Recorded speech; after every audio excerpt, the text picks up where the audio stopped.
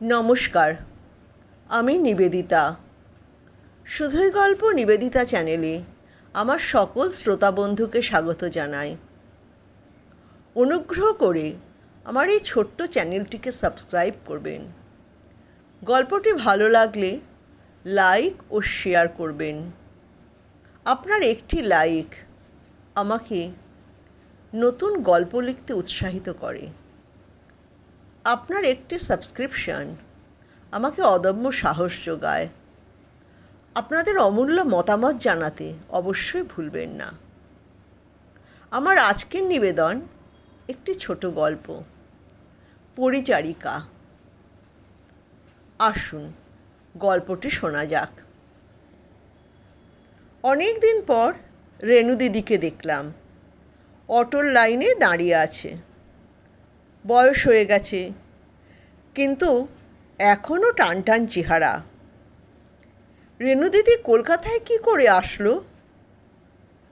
আমার কোনো ভুল হয়নি তো? না।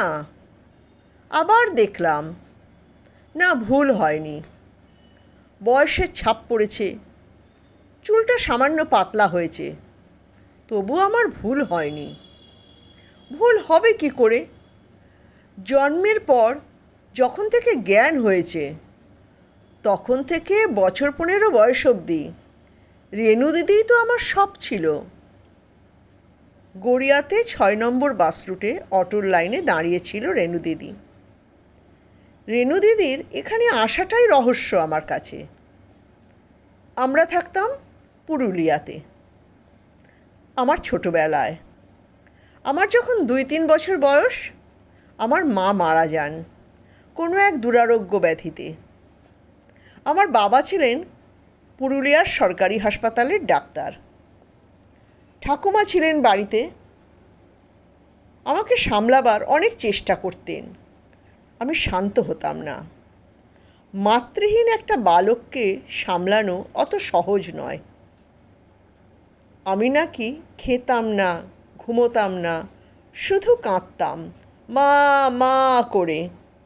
সেটাই স্বাভাবিক।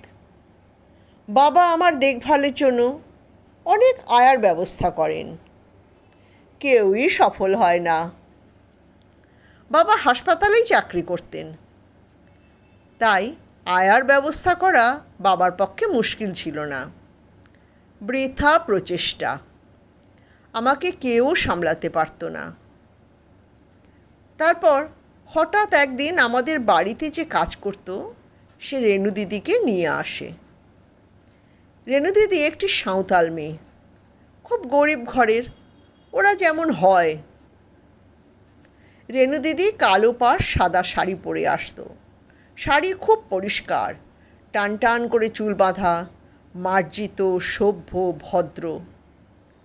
রেণুদিকে ঠাকুমার পছন্দ হলো। ঠাকুমা রেণুদিকে কাজ বুঝিয়ে দিলেন। প্রধান কাজ আমার দেখাশোনা করা। তারপর যদি কোনো দরকার হয় তো সেই কাজ করবে।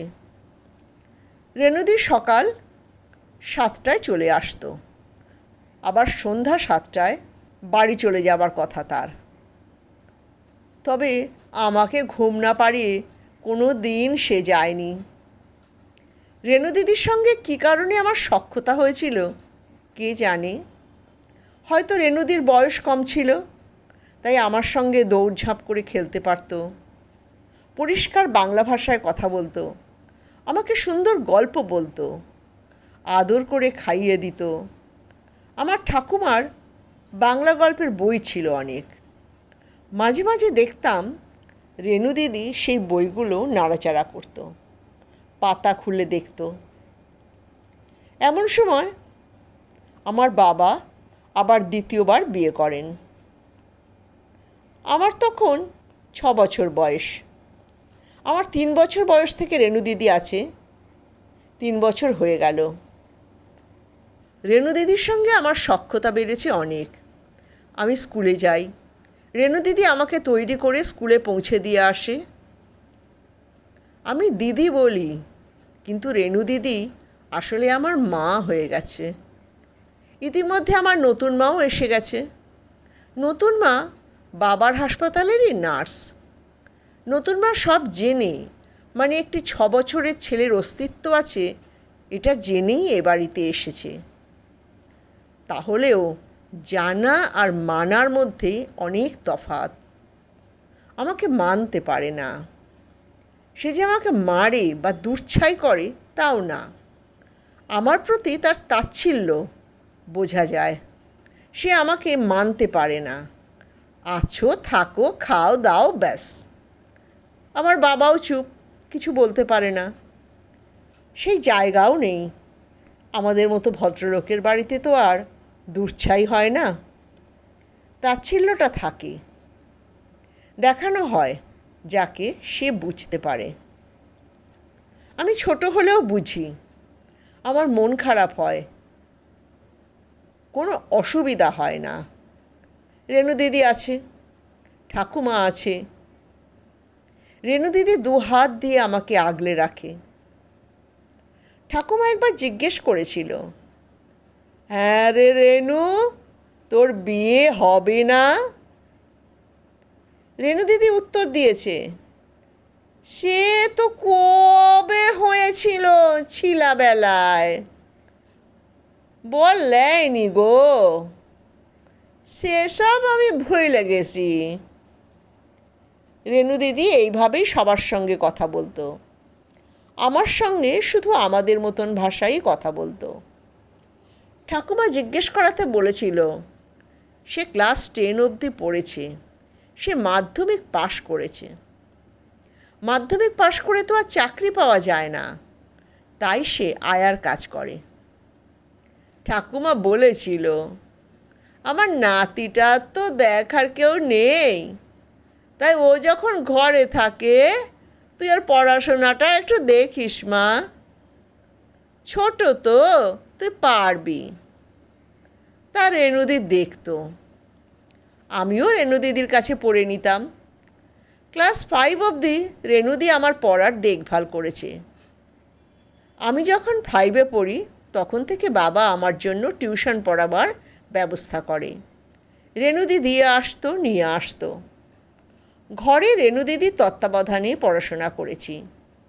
আমার বাবার সময় পেতেন না, আর নতুন মা আমাকে সময় দেওয়াটাকে পছন্দ করতেন না।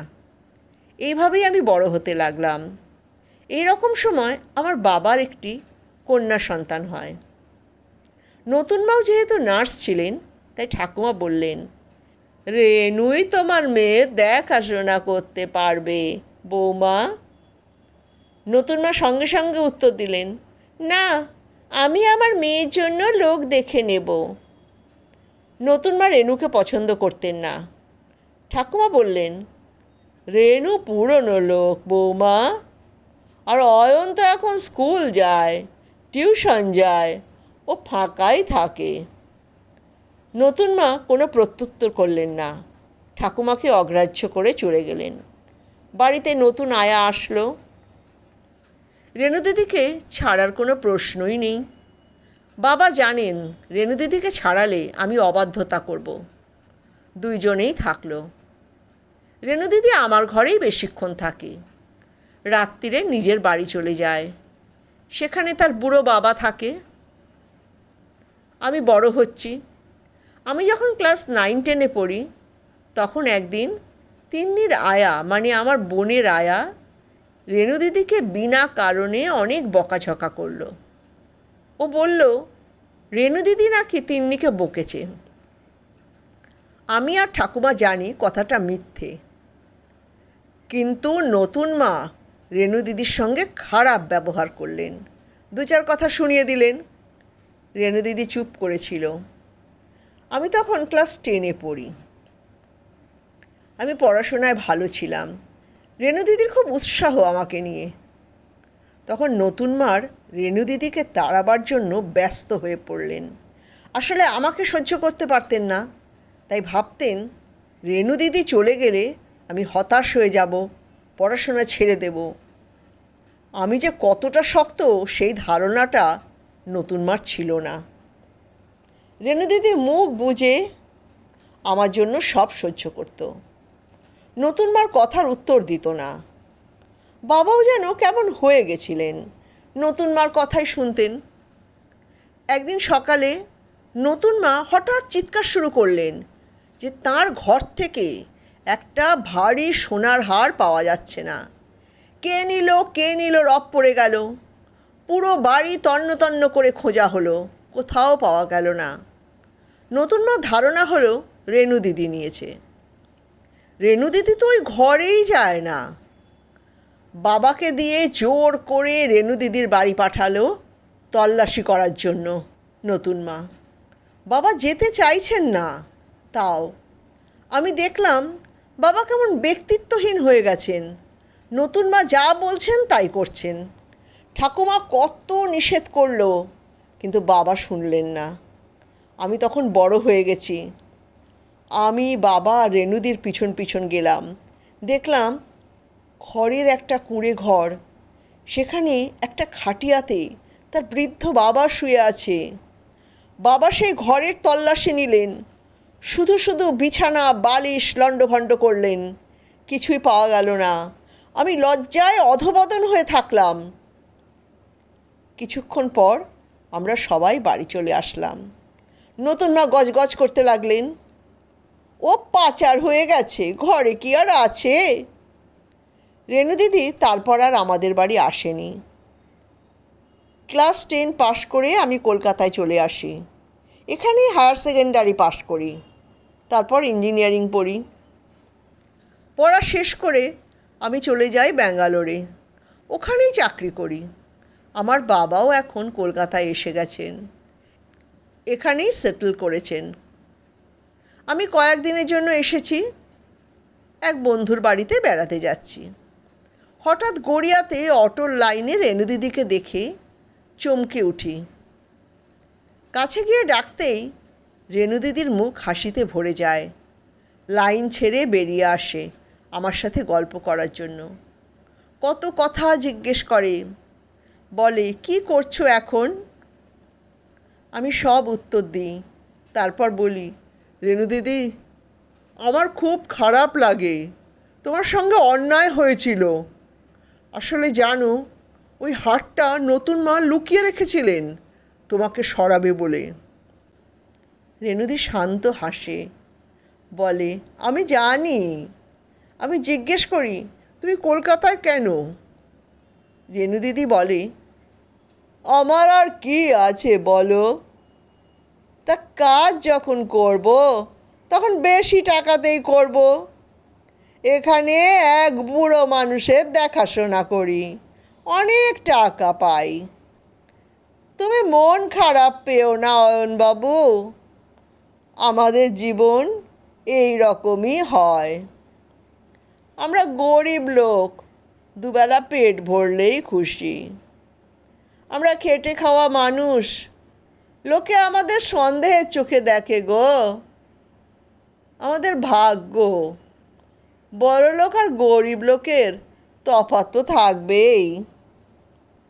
কেউ বিশ্বাস যায়, কেউ বিশ্বাস যায় না। আমরা চুরি করি লায়নবাবু, এসব অপবাদ লোকে দেবে। তুমি মনে দুঃখ রেখো না ভাই, আসি গো, মোর দেরি হয়ে যাবে।